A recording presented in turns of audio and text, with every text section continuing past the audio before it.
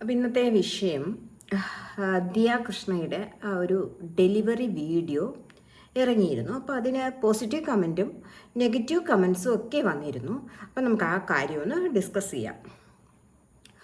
ദിയ കൃഷ്ണയെ സംബന്ധിച്ച് സകല കാര്യങ്ങളും അവരുടെ കുടുംബത്തിൽ മിക്കവരും അങ്ങനെയാണ്. സകല കാര്യങ്ങളും അവർ വീഡിയോസാക്കി വിടാറുണ്ട്. ആ കൂട്ടത്തിൽ ഡെലിവറി വീഡിയോയും അവർ പോസ്റ്റ് ചെയ്തതിൽ കുറേ കാര്യങ്ങൾ നമുക്ക് അംഗീകരിക്കാൻ പറ്റാത്തതായ കുറേ കാര്യങ്ങളുണ്ട്.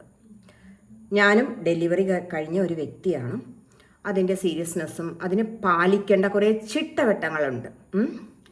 അതെല്ലാം തെറ്റിച്ചുകൊണ്ടാണ് വീഡിയോ വിട്ടിരിക്കുന്നത്. അപ്പം കുറേ പേര് ചോദിക്കുന്നുണ്ട് അതിൽ അനാവശ്യമായിട്ടൊന്നും കാണിച്ചിട്ടില്ലല്ലോ എന്ന്. പക്ഷേ കുറേ വർഷങ്ങളായിട്ട് ഞങ്ങളുടെ അമ്മൂമ്മമാരെയൊക്കെ ഈ വീഡിയോ കാണിച്ചു കഴിഞ്ഞാൽ അവർ അതിശയിച്ചു പോകും. എന്തെന്ന് വെച്ചാൽ നമ്മളൊക്കെ ഡെലിവറി സമയത്ത് ഓർണമെൻറ്റ്സ് ഒന്നും ഉപയോഗിച്ചുകൂടാ, ക്യൂടെക്സ് ഉപയോഗിച്ചുകൂടാ, അങ്ങനെ കുറേ ലിപ്സ്റ്റിക് ഉപയോഗിച്ചുകൂടാ, അങ്ങനെ കുറേ കാര്യങ്ങളുണ്ട്. ആ പ്രസവ സമയത്ത് സ്ത്രീകൾ പാലിക്കേണ്ട കുറേ ചിട്ടകളുണ്ട്.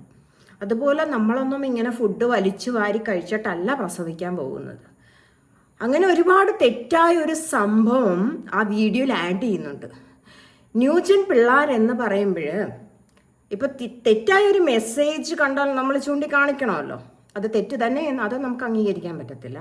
അപ്പം അങ്ങനെയൊരു സംഭവം അതുപോലെ തന്നെ എങ്ങും ദിയെ സംബന്ധിച്ച് വീഡിയോ ഇട്ടാൽ മെല്ലിനടിക്കണം എന്നൊരു ഒരു സ്വഭാവമുള്ളത് കൊണ്ട് ഡെലിവറിക്ക് ഹോസ്പിറ്റലിലേക്ക് പോകുമ്പോൾ മേക്കപ്പ് ഇട്ട് പോകുന്നു, ലിപ്സ്റ്റിക് ഇട്ട് പോകുന്നു.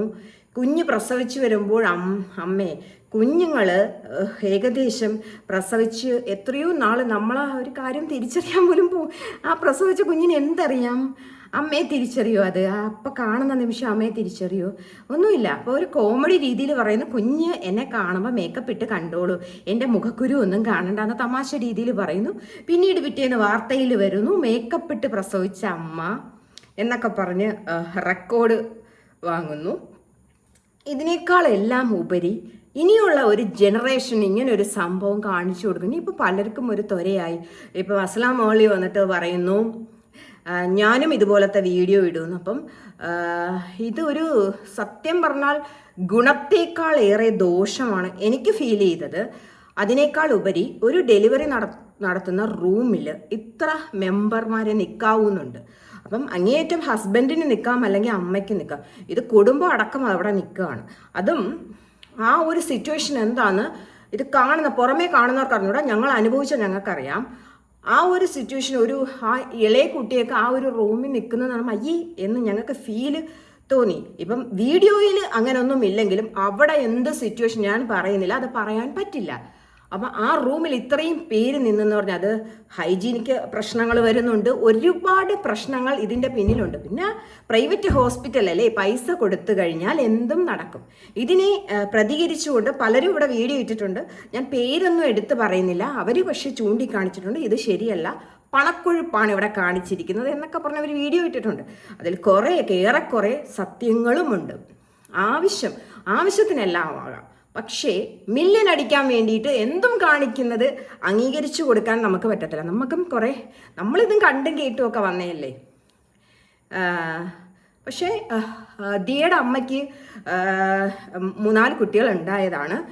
ഒന്നുകൂടി പറഞ്ഞു കൊടുക്കാൻ പറ്റുന്നത്. പക്ഷെ അവരും ഇതിനെല്ലാം കൂട്ടു നിൽക്കുന്നത് കാണുമ്പോൾ നമ്മൾ എന്ത് പറയാനാണ്? ഒരു വീഡിയോ വൈറലാകാൻ വേണ്ടിയിട്ട് എന്തും ചെയ്യും എന്ന ഒരു രീതിയിലേക്ക് പോകുന്ന ഇവരെയൊക്കെ നമ്മൾ എന്ത് പറയാനാ അല്ലേ?